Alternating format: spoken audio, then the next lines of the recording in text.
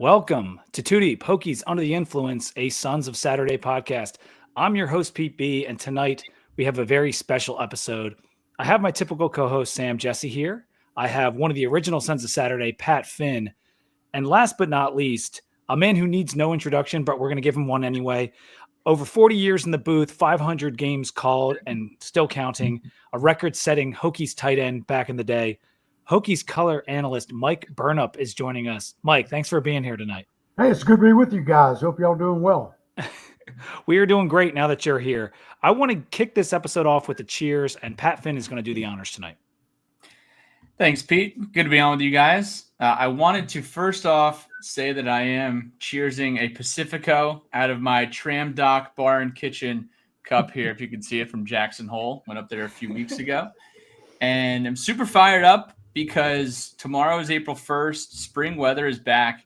So cheers to spring weather in Blacksburg, Virginia. You know, fall is amazing in Blacksburg for obvious reasons. There's nothing like sitting on a porch in Blacksburg, Virginia, drinking a coldie. So cheers to spring weather in Blacksburg. Cheers to that. Maybe the most hotly debated topic in the Sons of Saturday universe. What's better season in Blacksburg, fall or spring? Yeah, and speaking of seasons, Mike, how was your off season going? How was your winter? Do you get away from Southwest Virginia during the winter? No, because I do basketball too. I'm amphibious, man. Yeah, that's true. So I do both of those, and there's not a lot of downtime, to say the least. So we've been off for a couple of weeks now, and I'll probably try to get down to Florida here in maybe another couple of weeks after spring practice is over. Understood. We've got the Hokie tour coming up. You know, there's 4 stops there at the big cities. Oh, yes. Roanoke, Richmond, Virginia Beach, Northern Virginia. So we got those to do with Coach Pry. But it slows down a little bit, yes. And you were just at the Chalk Talk with head coach Bruce Arians was down there. There was Pro Day. Never a dull moment down in Blacksburg. How was the Chalk Talk? Chalk Talk is really good. I mean, they had over 100 high school coaches there from all over the place. And Bruce Arians spoke on Friday night. I had the privilege to introduce him, 3-time Super Bowl champion. You talk about a guy that paid his dues going from all the stops he had. I think he said he moved his family 22 times from all the college stops, the pro stops. You know, he's 3-time coach of the year. So he did a great job. He pulled up a Chalk Talk he gave to his team when he got to Tampa Bay about loyalty and those type of things and teamwork. And it was great. And then they had a big steak dinner after. And then the next day, I think Daryl Tapp spoke at a part of it. He was great with the Commanders now, former Tech player. He did a great job. I think it was well done. And I had a bunch of recruits there. So it was a good weekend for the Hokies, for sure. And a good weekend on the diamond, right? We got 2 sweeps, baseball and softball. Never happened before, overranked opponents on the same weekend, right? Yeah, how about that? Great job. Baseball over Wake Forest, and Stanford was a highly ranked team. Softball, walk-off, man, you couldn't get any better than that. That's for sure. So if you're with us on YouTube, make sure to like the video and subscribe to the Sons of Saturday channel. We're doing a ton of content between now. We got spring game coming up and into the summer, previewing the 2025 season. So make sure to give us a like. We're going to get to some fun stuff about your broadcasting career, about your playing career, Mike. But we want to start with a little bit about the team and particularly last season. So I'm going to swing it over to Sam, and he's going to get us started with a couple questions. Yeah, you know, the energy is certainly heading in the right direction this offseason. Last year got off to a tough start in Nashville. We were all there. Tough day in Nashville. And then you had a couple more of them during the season. From your vantage point up in the booth, being around this program for as long as you have and as many football seasons as you have, in your eyes, kind of what happened? How did this team go from the highest of highs to suddenly just nothing seemed to work? Well, they definitely underachieved, no doubt about it.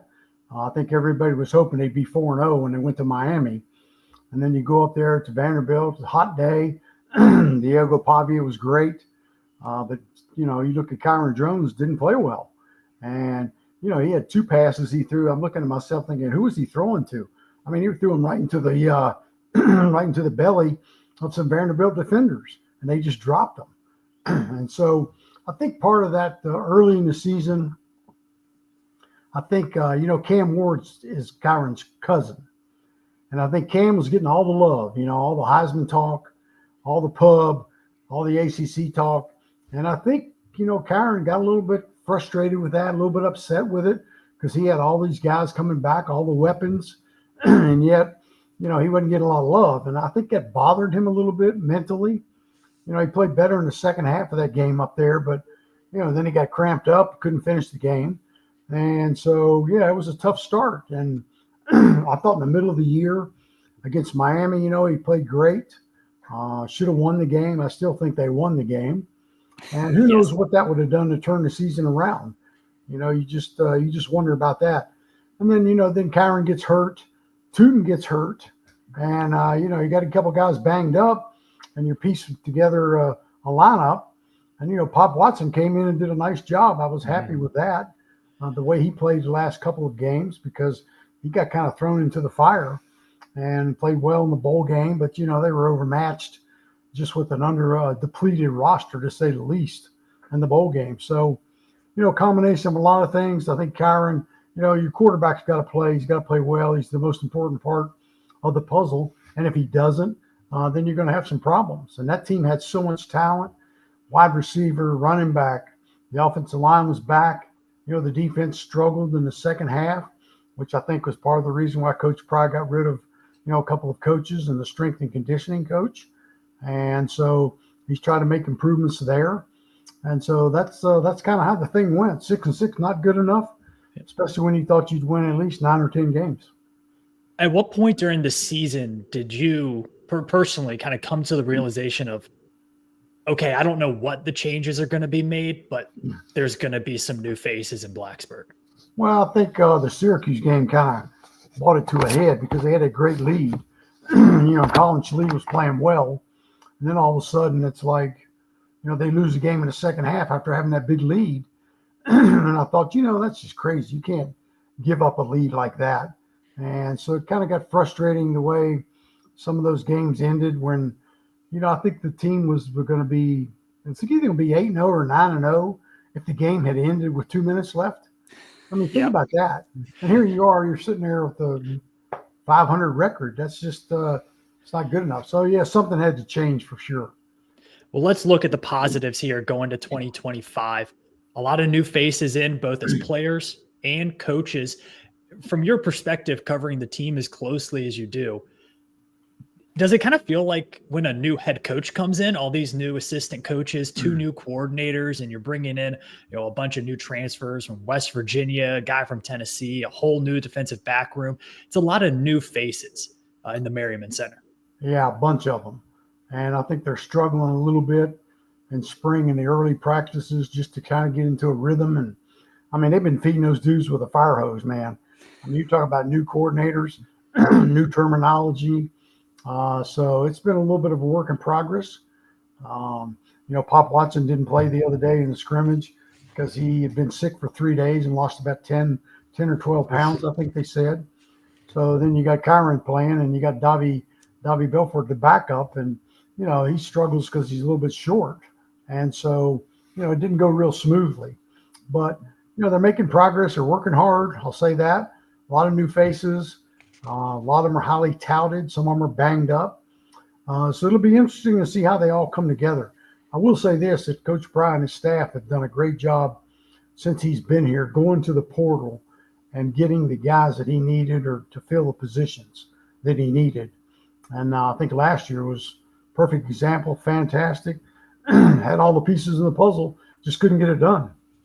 How does this new, and I say new staff, there's really 2 new coordinators, how does them coming in compare to when Justin Fuente brought his new coaches in, and then when Brent Pry brought new coaches in at the beginning of his tenure? Is it similar, different? Maybe a little different. I think when Fu was here, he inherited a pretty good team. I mean, Coach Beamer didn't leave the cupboard bare. And, he went out and got Gerard Evans, the quarterback, and he kind of put it all together, pieced it all together for him. Defense was good. They were solid. Had a great comeback in the Belk Bowl when they were down 24-0 at the half. That team won, 11 games. And it was too bad Gerard left. I think had he stayed, the next year the team won 9 games. I think they could have been better in the next year. But again, this day and age where, sometimes you get bad advice or you feel like the grass is greener, you leave. And I think when Fu left and Coach Pry came in, there was still some talent, yes, but that team was kind of mediocre the last couple of years under Fu, and you were still dealing with the COVID issues. I mean, you don't have to sugarcoat it. We know the cupboard was a little bare when when Pry came in. He had to not only recruit a high school, but definitely bring in some of those portal pieces you mentioned. Yeah. But do you feel like with all these new faces that the vibes have been positive out of spring practice so far? Maybe the early returns, how do they look? Is there anyone standing out or a position standing out? Yeah, I mean, the vibes have been good. I think the wide receivers have been solid. Kyron is back to his old self. The offensive line are piecing together, but they're doing a nice job. The defensive linebackers have got some experience, and they got a little bit of experience in every position, defensive line, defensive backs. And so it's a matter of those guys just getting the rest of them up to scale. And hopefully that'll be the case. I think that'll be what will happen. The running backs that are coming in are highly touted, just like Tootin was when he came in. So I think they'll be okay.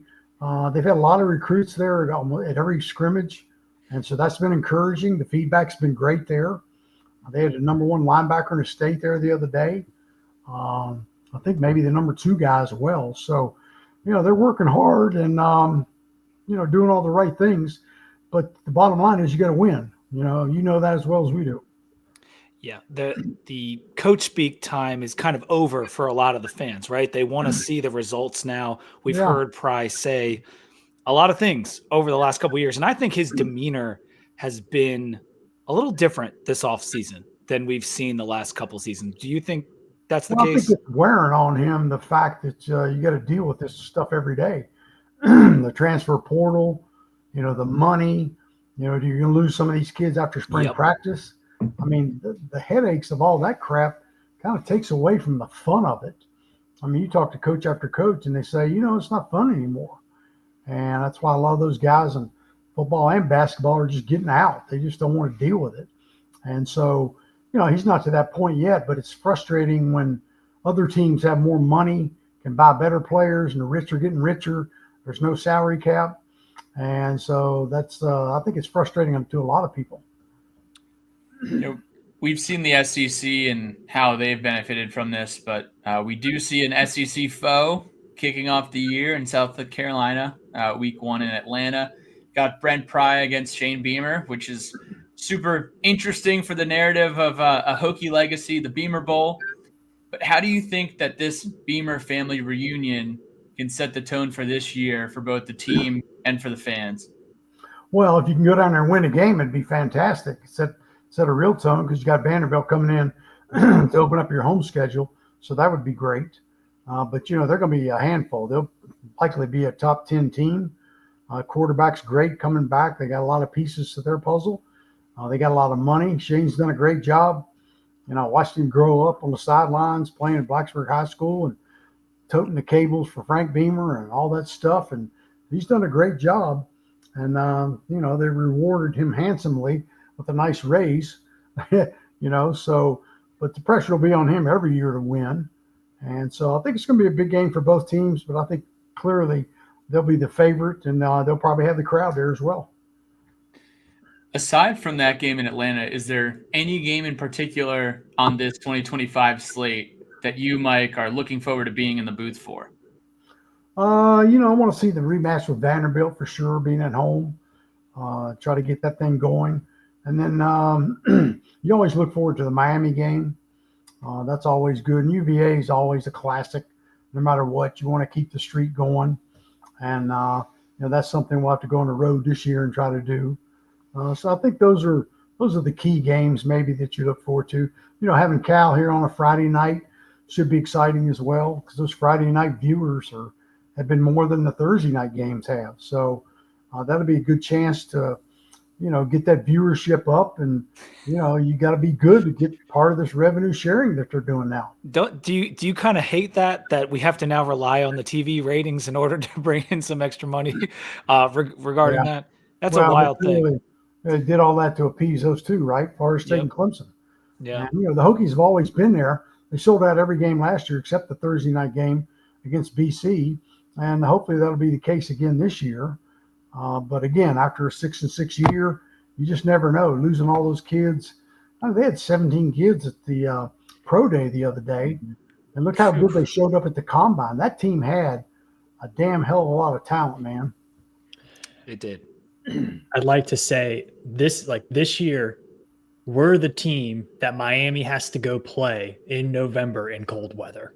Every year they have a game up north where they have to play in the cold weather in November. This year it's Blacksburg. So I think that bodes well for the Hokies. I'm just saying it. Not a prediction, but just saying it. Yeah, a lot will depend on how many players they bought and what their payroll is, and if they're healthy at game time. Yeah, absolutely. And, I'd like to think that their quarterback, at the very least, won't be as good as Cam Ward was. That's fair. He obviously would make the occasional stupid mistake, but when it came to crunch time, he really stepped up time and time again. He was money in the bank. He did it in the second half against the Hokies, had some great throws. That pass he threw, and the guy caught it laying on his butt. Oh, you think about the pass when he was sacked and he gets rid of it to the big tight end. I mean, he made some plays, and you got to give it to him. He had a heck of a year. Now, I don't agree with the fact he didn't play the second half of the bowl game, but, me neither, Mike. Yeah. So last question about the team going into this year, and then we'll jump into your broadcasting career. But, Mike, with everything that happened last season and this being year 4, how much pressure would you say or do you believe is on Virginia Tech this season to take that step forward? I think there's a lot. I think Witt has been on record saying that they have to have improvement. They have to show improvement. Doesn't mean in terms of winning losses, he said, but clearly that's how you get measured. And, the problem is, in my mind, you're going to get the money this year. But next year, you're going to have to raise the money. So if you have a mediocre year and they decide, hey, we need to make a change, I'm not sure where that extra money is going to come from. You got to fire the coaches. Some of them have multi-year contracts, and those coordinators, that they hire got 2-year contracts. How much is that going to cost you, and how much is it going to cost you to get a new coach? Mm-hmm. So I think they need to show improvement, no doubt. The pressure's on. It's on Witt. It's on Brent. It's on the donors to ante up, and hopefully they'll be able to, have great crowd support, and they'll come through for them, and they'll be a better team. I think a lot of it depends on how Kyron plays. If your quarterback plays well, you obviously got a chance in every game. Yeah. No, and you said, and I've heard coming out of spring practice that he does look healthy, look back to what we thought he was going to be going into that Vanderbilt game. So here's hoping. Give me 1 second, Mike, to just tell the listeners that 2 Deep Hokies Under the Influence is brought to you by Roback. Make sure you use code 2DeepVT. Sam is wearing the beautiful quarter zip from Roback right now. There's also the white version that just came out. Code 2DeepVT at Roback.com.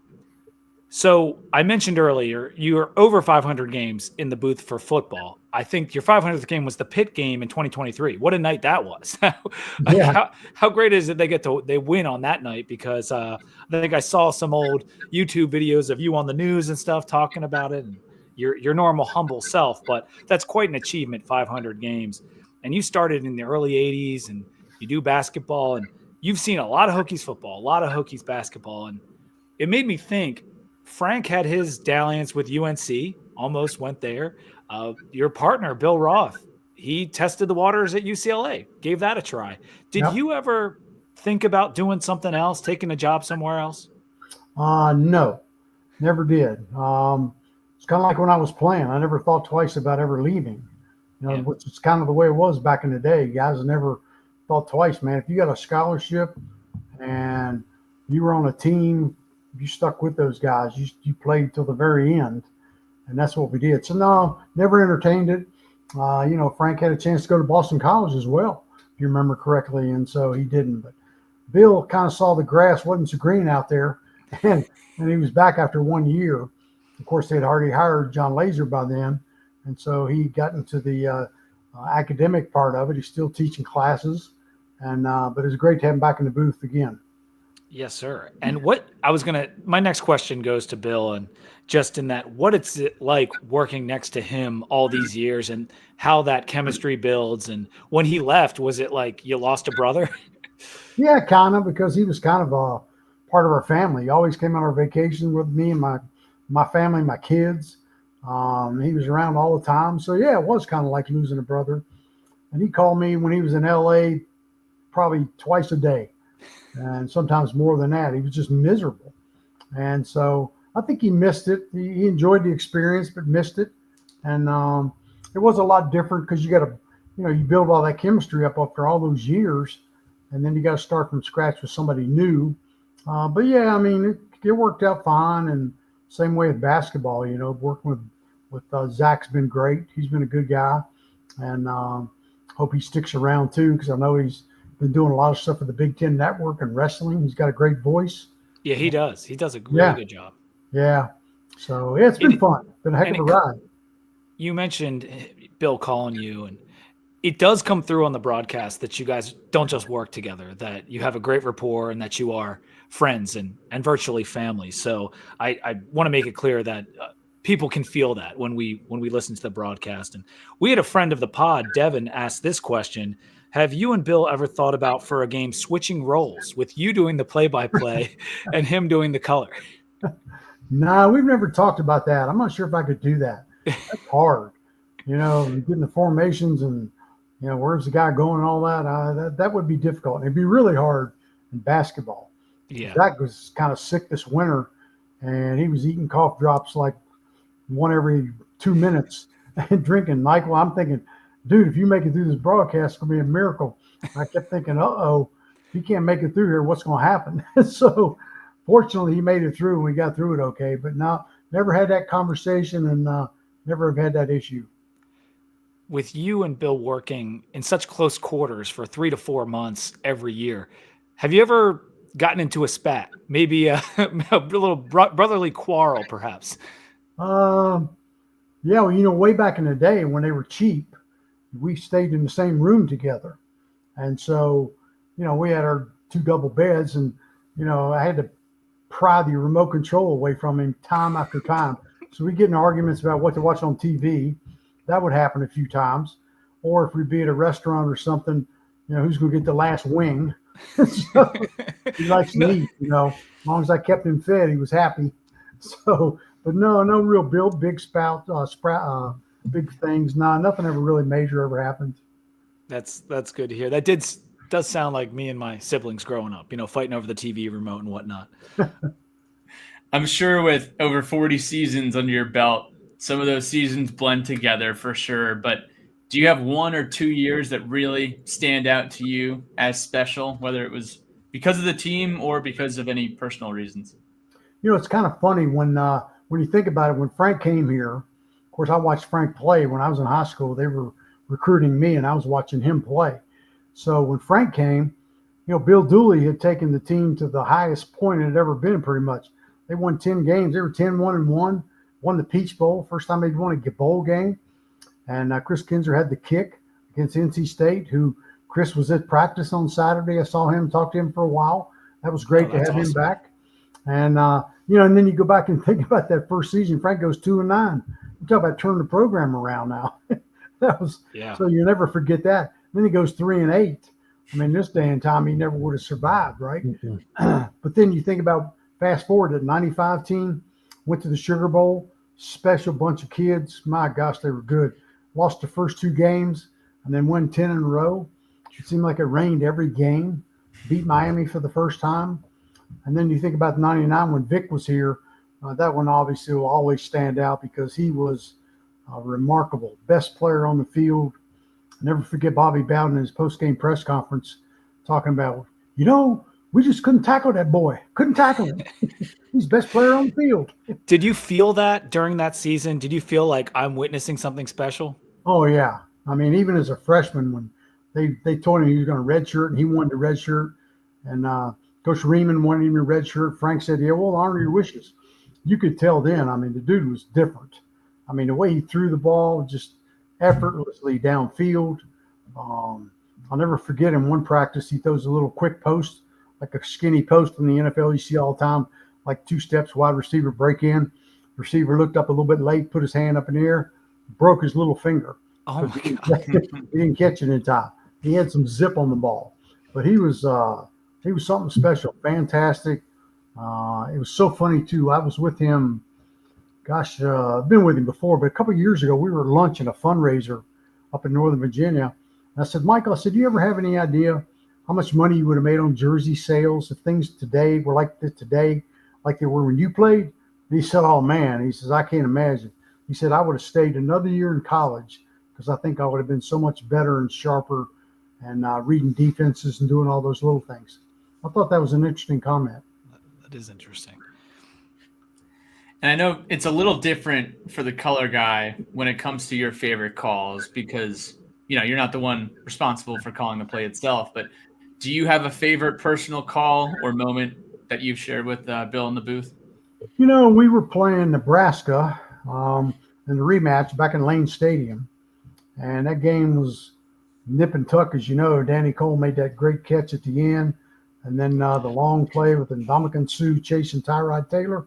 But, I mean, earlier in the game, Ryan Williams made this move. And he put the move on the guy and just left him flat-footed.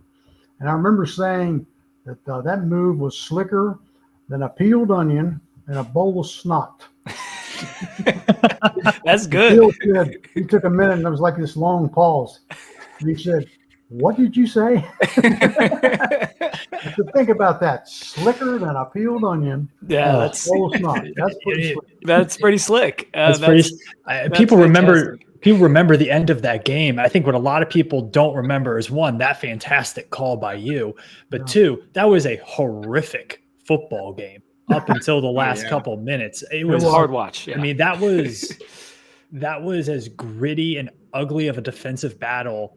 And now looking back at the guys who were on both of those teams, you understand why it was such a defensive battle. But one of the most iconic calls, I mean, I remember being there in Lane Stadium, and I'll always have that. I'll always have Tyrod did it Mikey in my head. But now I guess I'll have slicker than a peeled onion in a bowl of snot. I guess I'll have that in there too. Yeah. 16 years ago. Can't believe it. And Alex Henry was the kicker for Nebraska. I think he went 5 for 5. They scored 15 points. He was rewarded by getting drafted by Andy Reid. He drafted a kicker, and it was Alex Henry. Oh, gosh. So, Mike, one of the ongoing shticks is that, well, one, I know you're the nature guy, taking pics of what's going on in the neighborhood, but you're also the food guy. Always some sort of mention of what you might be eating in the booth or anything you ate on the road.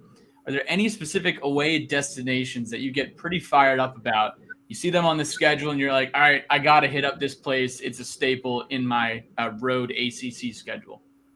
We used to always go to, when we were in Miami, we'd always go to this restaurant called the Porcal. It's like a Brazilian steakhouse where they bring the meat to you and cut it on the table. So they'll come around. They got bacon wrapped sirloins. Yeah, we'll take some of that, cut it off. And they keep bringing stuff.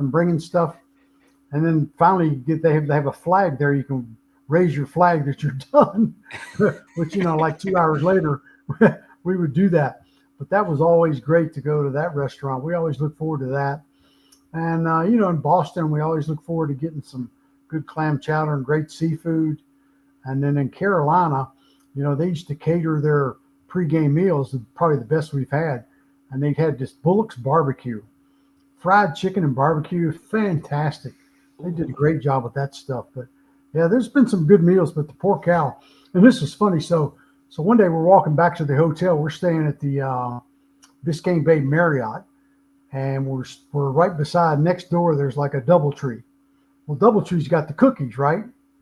So when you check in, you get those 2 nice cookies. Oh, yeah. We're going by there, and Bill has this great idea. He says, come on, follow me. Let's go. Let's go in here. Well, what are you doing? We're not staying here. He says, look, we're going to go in. We're going to tell them when we got here and checked in this morning, we didn't get our cookies. Could we get them now? And the guy pulls out 2 bags of cookies. And we take him walking down the street, going back to our hotel, eating the DoubleTree cookies.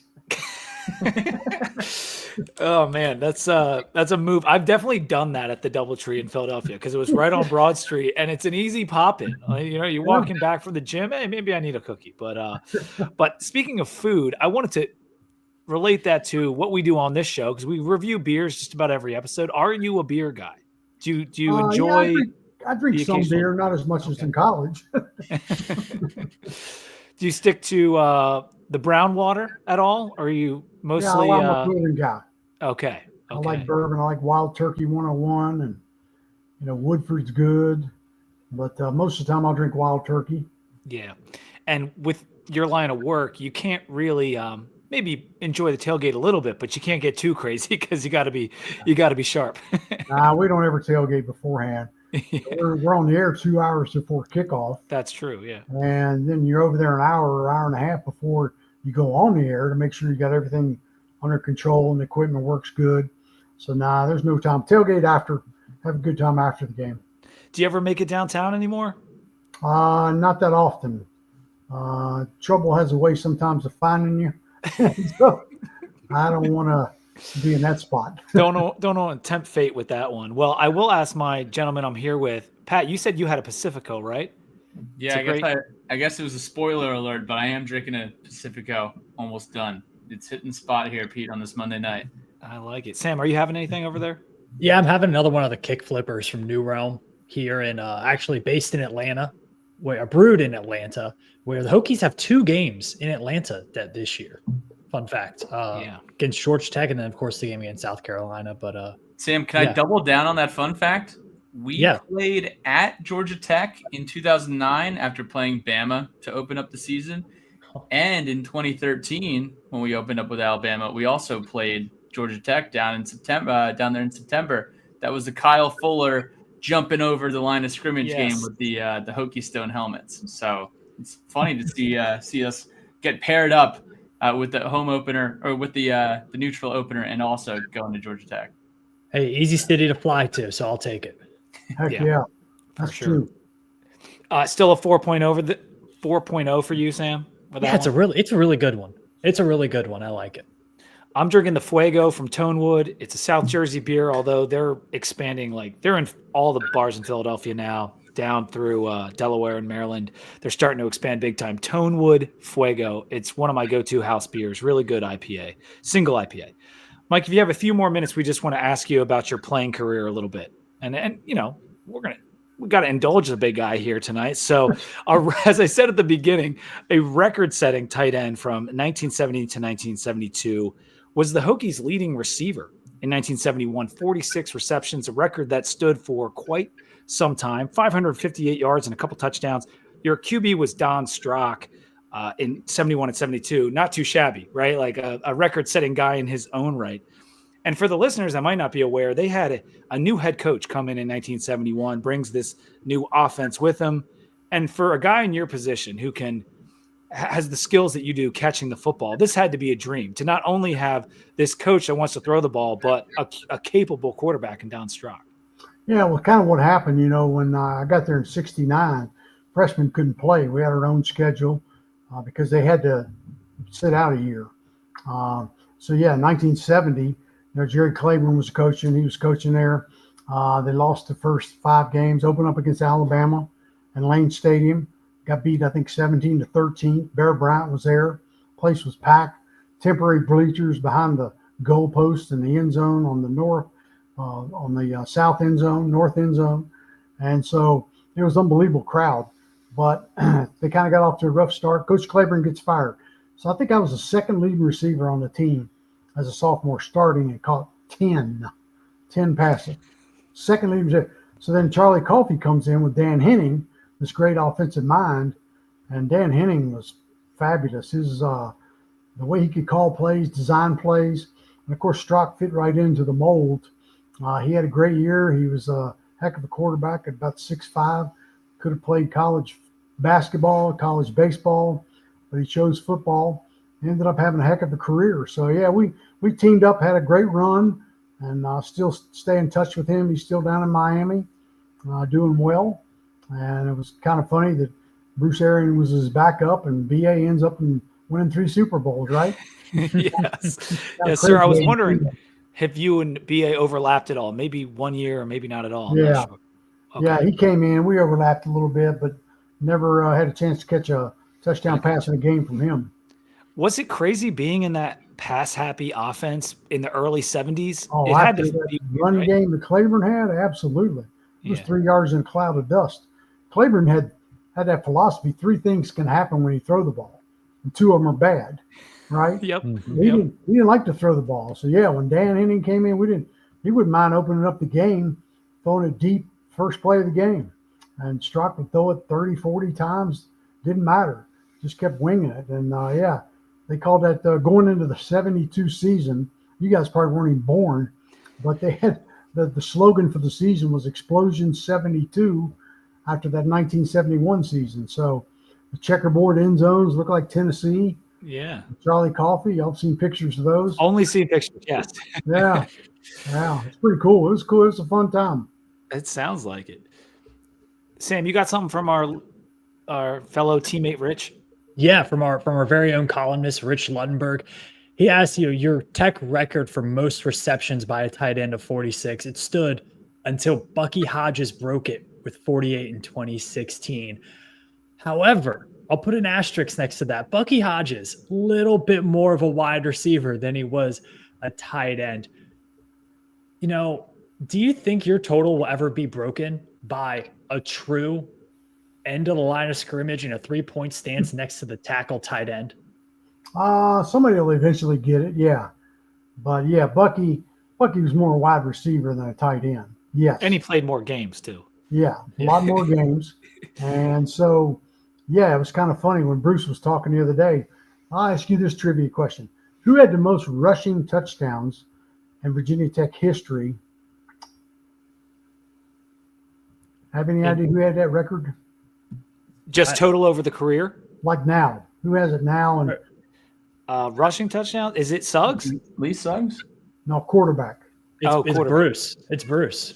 So Bruce had it. He had 11 touchdowns. Yeah. And they only played 11 games. Well, his record got broken by none other than Gerard Evans. Gerard Evans, yep. But Gerard had extra games. And so Bruce, somebody asked him about that the other day at the Chalk Talk, and he said, that's bull. You know what? He said he had more games than I did, and after 11 games, I still had 11, and he didn't have 11 after 11, so I still got the record. He was funny defending himself. That is fun. Good for him. Hold on to that. Hold on to that.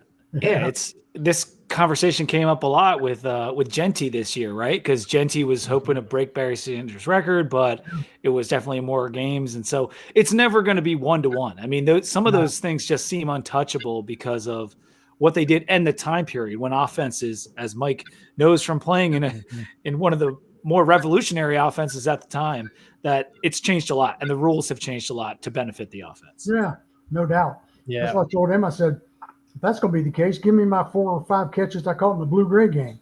You know? Bowl game. How about my bowl game? Well, we got a pretty good tight end on the roster this year with Benji Gosnell. Yeah. He played really well last year, and we got to talk to him during our live stream during the national title game. And what he said, which I think is really important for Tech fans to know, this is Benji's first healthy offseason of his football career. Really. I mean, he had injuries in high school, has had injuries in college. So this is his first year with a winter workout with spring football. Watch out for Benji Gosnell this year. I think he's going to have a great season. Do you get a little more excited when a tight end goes out there and makes a play? Does it, ruffle your feathers a little bit? Yeah, I mean, no, I like it. I like them when they use them because those guys are so versatile now. You know, they can be like an H-back. They can line up tight. They can line up split, go in motion or whatever, but they're such a big target across the middle that sometimes they just get forgotten about. And I think, when you're talking about possession down and you need first downs, man, that tight end's the way to go. I can remember we ran the death out of almost blitzes. We just ran a little straight pattern. It was like a post over the middle. When the linebackers blitz and Strock would throw it to you. I mean, they were easy first downs. So I think they can, they're so valuable, and I love Benji. He's a great kid, great work ethic. Steven had a great pro day, so I hope he gets a chance to play. But that's a great family for sure. Yeah, and they're two of like 11 kids or something crazy. Yeah. They've got a monster family. But yeah, Benji seems like a great kid. And Yeah. his 32 catches this year were the most since Bucky. And so if you look at the list of like most receptions for a tight end in the season, but Benji got up there last year. He really did. So, and when I think of a reliable tight end, I always think of Ryan Malik. I felt like he was just a safety valve for the offense, and some of those tougher years when we're trying to find receivers, he was always there. Yeah, good player.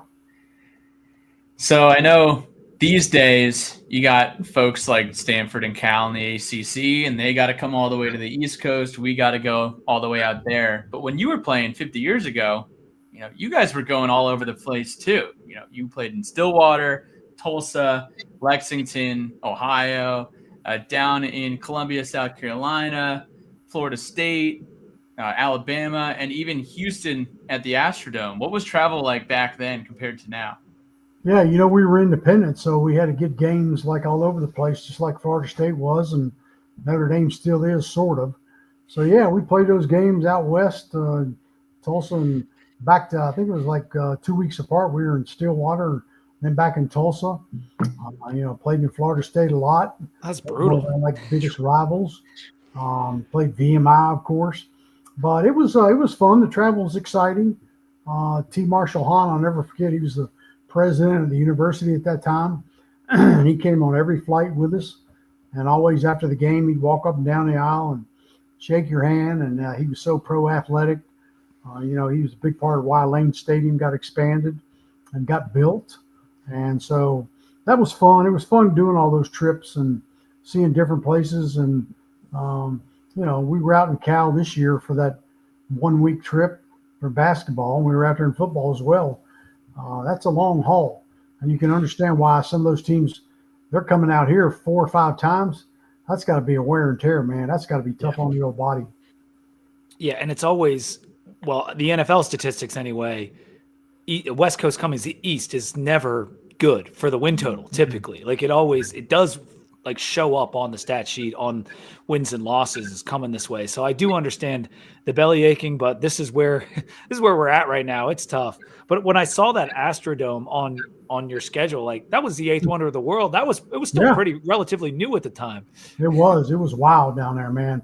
They had that turf and the roof up above, and God, they scored a lot of points. They had some really good players on that team, and I'll never forget every time that they would score, it was like they would light up these cowboys on their horses shooting guns. And it was like that thing went off all day, because they beat the crap out of us down there. But, yeah, they had a heck of a team, and that was a fun experience playing in the Astrodome for sure. And I know you guys played Alabama twice. When I was a sophomore, we were in Birmingham, second game of the season, hotter than hell. At night game, turf. Oh, my gosh. We got beat pretty good, and Claiborne was so mad. We flew back on Sunday morning and went right to the practice field. He was so mad. Ooh.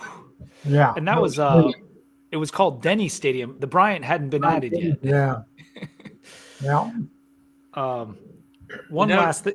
I'm sorry. Go ahead, Pat. I was going to say, Mike, going up to Roanoke to play VMI was always cool. And then playing William and Mary in Richmond. Did you have a favorite environment from your playing days that you would love to go? I know independent, it wasn't always like you'd be going there every year, but of all the places that you got to go on the road, what was your favorite? Probably Tallahassee. I mean, I think it was fun down there. It was always fun going to Roanoke just to play VMI because it was always so packed, and it seemed like, they were always up to their antics. The Corps cadets between the two places always had tricks up their sleeve. But it was fun trying to play some of those games at different places, like William and Mary. We played them in Richmond one time. And so, yeah, it was a little bit different back then. But, those are kind of the favorites, I guess. Could you get behind that if we did that again? That's the old Tobacco Bowl. Bring back the Tobacco Bowl in Richmond. Tobacco Bowl, remember that? And then how about the Oyster Bowl? We were talking about that with Bruce Arians. They played in that Oyster Bowl in Norfolk. He was the head coach at Temple, and they beat the Hokies like 29 to 13 or something like that. Paul Palmer ran for like 230 some yards against the Hokies, and he had to forfeit that game because Paul Palmer had an agent, and he got ruled ineligible, and Bruce had to forfeit all those games. Oh my gosh. Oh, Like that. Hey, that was when he was the head. So that was what, the late 80s or something like that? Yeah, that was like Dooley's last year in '86, I think. Okay. yeah. Yeah.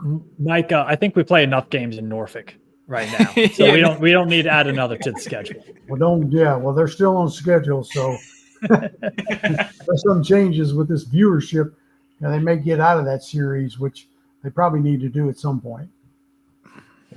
Well, your connection to Virginia Tech goes beyond the field. You're from Salem, Hokie alum, and even own New River Office Supply right in town in Christiansburg. How has staying rooted in the community shaped your perspective on the team and on the fans of Virginia Tech? Well, it's great to be around. Blacksburg's a great city and a great town. And the college towns are kind of neat because, it kind of turns over every 4 or 5 years. And you got your old friends that are always here. But, yeah, it's kind of neat. And to have a business has been great through the years. It's been good to us and my family. And so, yeah, it's been good and love it. And, when I left high school, came up here and played at Tech. Then when I left there and went and played in the World Football League for a couple of years, I eventually made my way back to Blacksburg to did my master's. And that's when I got the last tryout, I guess, with the Buffalo Bills and got cut. And then just stayed here after that. So I've been here for a long time. I read a note about that World Football League. I think Rich Luttenberger wrote an article a couple years ago and did an interview with you. And where were you in the World Football League? Which cities were you in? First year I was in Jacksonville, the Jacksonville Sharks. Okay. They were owned by, looked like somebody that had the Raiders background. So the colors were the same, the black and silver. Nice helmets with a shark on top of it. Beautiful. Played at the Jacksonville at the Gator Bowl. And then the second year I went to Shreveport, Louisiana, and played for the Shreveport Steamer. I had a great time down there, too. That was a great town. They supported their crowd. There was great crowds. It was fun. It was a fun time. Yeah, so many alternate leagues throughout the years, and we've got the UFL playing right now. I noticed the games were on the other day. Hopefully it sticks. I know it always seems like these leagues are merging and starting and stopping, but we've had some of our players. I know Cam Phillips, he was in the XFL for a year or two there and was tearing it up. And now he's on the staff at Virginia Tech. That's right. The other day, he was there to Chalk Talk, and he's doing great. That's good Mike, to hear. Well, I got to say real quick, I just Googled the Jacksonville Sharks helmets, and that's one of the best football helmets I've ever seen. Yeah, I got it in my basement. Yeah, they're great. I love them. We got to tweet out a picture. Sorry to roll it tonight. No, it is. We'll tweet it out. Mike was saying it's beautiful, so he was dead on.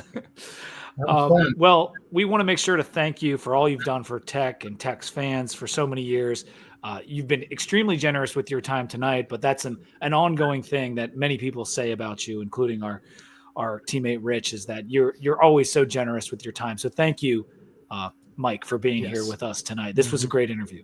Yeah, good to be with you guys anytime, and I wish you all the best along the way. Y'all are doing a great job. Keep it up. Yeah, hopefully we'll cross paths down at the spring game. I'm hoping to make my way down in a couple weeks. I am pumped to see what we're going to get. I know they're not going to show us too much of the offense. Don't get too pumped up for that. but hey, if you're watching on TV, I heard you might not even get to see many plays at all, right? No, I think they're going to do more behind the scenes than actual footage. So, yeah, they want to keep it pretty vanilla. I gotcha. All right, well, that is going to do it for the show tonight. Make sure you subscribe Sons of Saturday on YouTube.